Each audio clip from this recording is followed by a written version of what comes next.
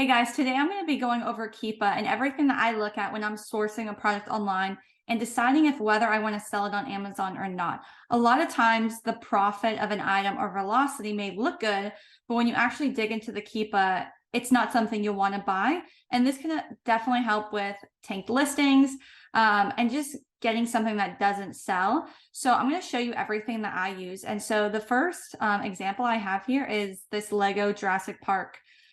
I actually got this in Black Friday, during Black Friday. It was something I only got for $40. So I was able to get this item for $40, which now you can see the profit has skyrocketed because the price has gone back up. But anyway, so we're going to assume that we've never seen this item before.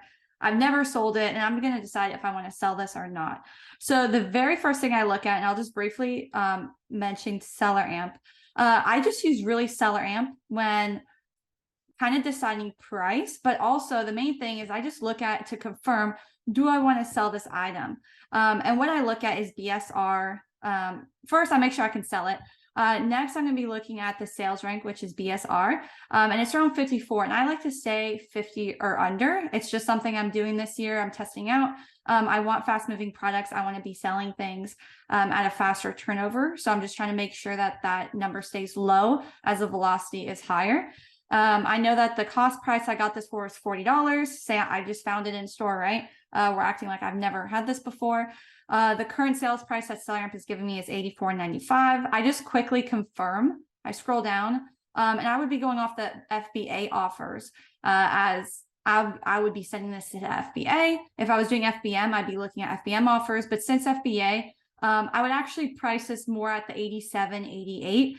Since there's only one seller at 84, and then it's going to go up. So by the time I send this in, it's going to go up to that higher price. So I would actually put this as 88.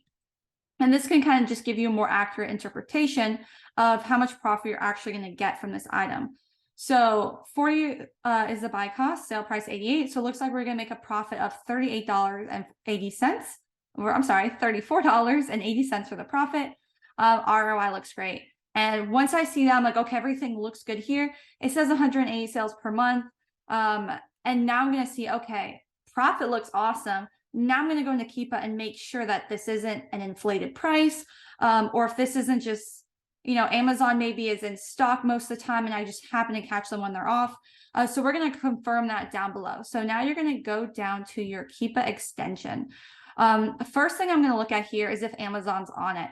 I don't like to sell on listings Amazon has been on unless it's a very small percentage. And even then, when I buy units, I'll keep it in mind that Amazon could come back on at any time. So I don't ever go too heavy on those products just because of that risk factor of Amazon coming back in at some point. First thing I would look at is the offer count. So I'm seeing that the offer count's going down, which is great. A lot of times, if you see this offer count going up, it's just like increasing, especially within the last like 2-3 weeks. If I saw that number doubled, tripled, that would be a concern for me. That's when a lot of suppliers enter the market. Suppliers equal sellers. The demand stays the same. More customers aren't buying it. They're buying the same amount, but now more sellers are offering it. A lot of times you see that price go down, especially when the listing can't hold that much sellers without that price tanking. So we see here that as the price or as the seller count has gone down, obviously the price has gone up, right? So that would be good. This would be a time that you would want to jump on a listing as the seller count's going back down and the price is going up. Something that would raise concern of me would be, Amazon's on the listing, but luckily they're on the listing for $79.99. So I know that if I were to have to sell with Amazon or maybe even undercut them to get the buy box, I'm still making $28, which is awesome. I'm not losing money. So if they were a lot cheaper, say if they were coming on at $40, this would be more of a risk factor to me. And what I would do in this case is I would actually FBM this product so I could hurry up and get in there, sell my items quick before Amazon were to hop back on. But since they're actually going to be selling at the $79 price, I wouldn't care to compete with them because I could easily undercut them and win that buy box. And you can see even here, Amazon's at $79. And you can see right here that an FBA seller won it at 72. So I would know I could still get buy box. I would also look at the year and see what was the lowest price that this ever hit. Because that's kind of going to be your worst case scenario as well. So with this product, it looks like the cheapest ever went was maybe like $69. And you can even do, I even would branch it out the whole way. So you can see as Amazon goes out of stock, it goes up high. But really it's 60, when I say 69. So we know worst case scenario this listing has ever seen was $69. And that's still giving us a very high profit. So that would be fine. That looks good to me. And then something I like to always look at is the current offer count versus that high offer count. So at 115 sellers, this was still selling for 75, which is great because like I said, I like to know what's my worst case. So if you see that this is 111 and it's at, 30, it really hasn't even changed that much, not even within $10. So we know that this listing can hold up to 115 sellers and we're only at 30. So this is an easy, right now I'm like, okay, this is looking great. And that's even with Amazon selling on this. So next we're going to go over to data and we're going to look at the product details. I don't really look at anything over on this side. I'm going to look over on this right side here. So I'm looking at the sales rank. I'm looking at the current 30, 60, 90, and I'm just saying, what is it holding at? So we see that the sales rank has actually gone up 20,000. So we see that this isn't as in demand as it once was a few months ago. That could be a little bit skewed because of December, Christmas time. So this product went in. So that's why this product was probably released around that time. So again, it was a newer item, a newer model. More people are buying it now that this Lego has been out for a while. Less people are buying it, which is maybe why we see a sales rank increase. Another great thing to look at this is when it's seasonal. You can go and look at the sales rank during that time, since that seasonal item is going to look really high in sales rank right now. But we know that in a month or two, it's going to drop 50,000 or 100,000, whatever that may be. So I just like to look at this and make sure that it's somewhat constant, that's constantly selling at that velocity. Next, we're going to be looking at the buy box. So I'm looking at the 90 and 180. I'm just saying kind of what the average is. So we're looking, average is like around 74. I kind of just take the median of those two. And like I said, it's always looking at the worst case scenario. I used to not look at the worst case. I looked at the best case. And a lot of times you're going to end up losing money doing something like that because you're thinking, okay, best case scenario, these sellers sell out before I get there and I'm going to make $10 profit, whatever. And then your stuff gets in and actually tanks. So this helps to avoid a lot of tanking, just looking at that worst case. Next, we're going to be looking at the third-party FBA. So if you're competing with FBA and that's what you're doing, you want to be looking at the FBA offers, right? That's who you're competing with. So I see, that it's currently at 84, which is awesome. But we know the 90 and 180, it's closer, 72, 79. So in the 70 mark, again, is like, that's what I'm looking at. Okay, worst case scenario. Next, we're going to be looking at the offer count. So this is also where I like to confirm, okay, how much has the offer count risen or declined? So we see in 90 days, it was 64, then it went down, and then it's going down again. So this would be perfect. This would be something I'm looking at like, this is awesome. Less people are getting on it. Price is going up. If this was the reverse, then I would be a little bit more hesitant. Okay, like more people are hopping on. Let me make sure that this listing can hold this many sellers. If another 20 people hopped on, could this listing hold at that price or is it going to drop down? So that's what I'm kind of figuring out here. What is the sale price going to be? Is the product potentially going to tank? And these are all things that I take into account.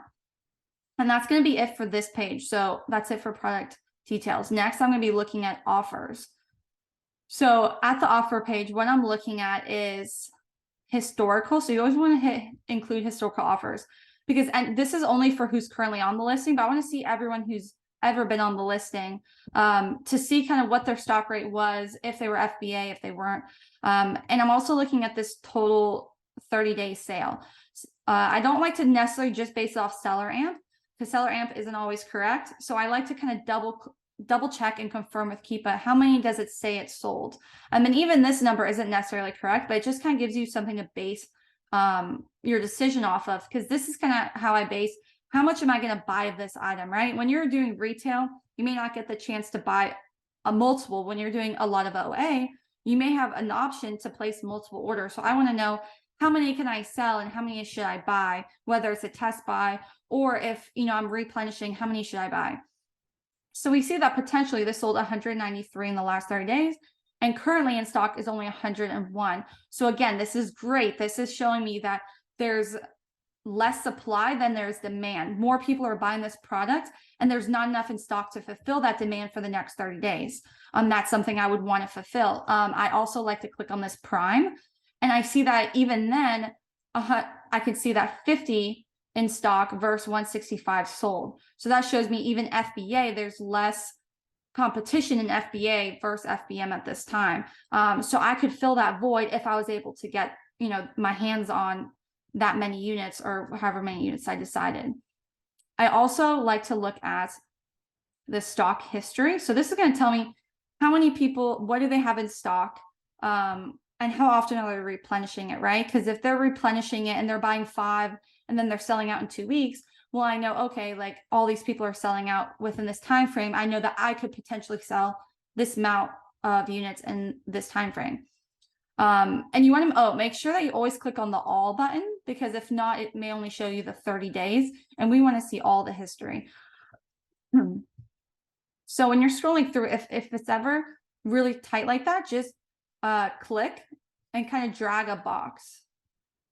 And you can get a little bit closer. So we see that this guy had 2, then he had 10, dropped to 6, 2. And sometimes that can happen just because it's in FBA transfer, or I'm sorry, FC transfer. So it may look like they just sold 10, but really it was just an FT's transfer. So it popped up in their inventory real quick, and then Amazon took it away, and then you see it back over here again. So sometimes it can be a little tricky. So we're looking over here, we zoom in, we see they sold, that's probably actually sold 1. And then it looks like they hit 5, and now they're just hanging out.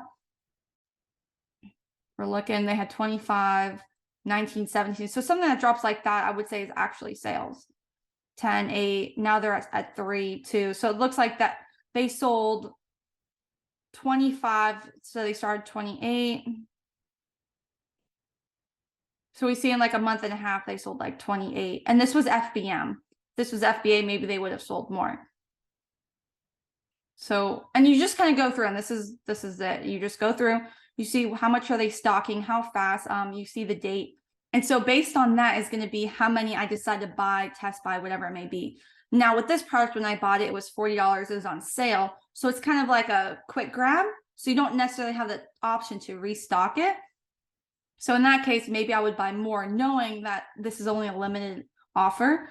But based on this, and then based on the demand, is how I would choose how much I'm going to stock and how much I'm going to test buy. Is just based off of these. And I don't look at all of them necessarily, but I am looking at the majority. So you can see this one right here is an FBA. They had 47. So they had 47 February 17th. And then by February 22nd, they had 4. So you're talking about February 18th, barely even a week. And they pretty much sold out of all their inventory as FBA.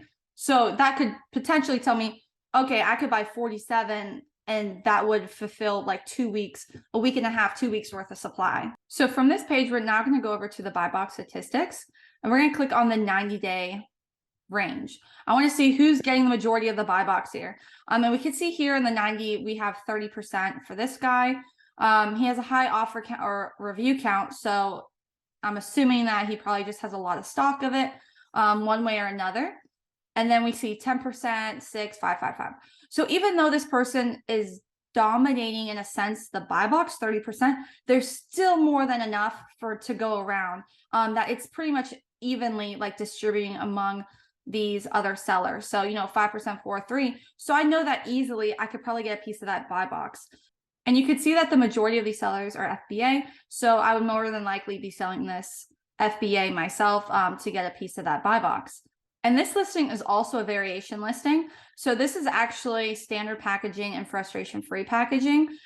Usually, I'm not going to go over variations a ton right now, but especially with clothing, you'll see a lot of variations. And you want to make sure that that variation sells, as Seller Amp is showing you the sales versus that is divided up between all the products that are within that one ASIN, that parent ASIN.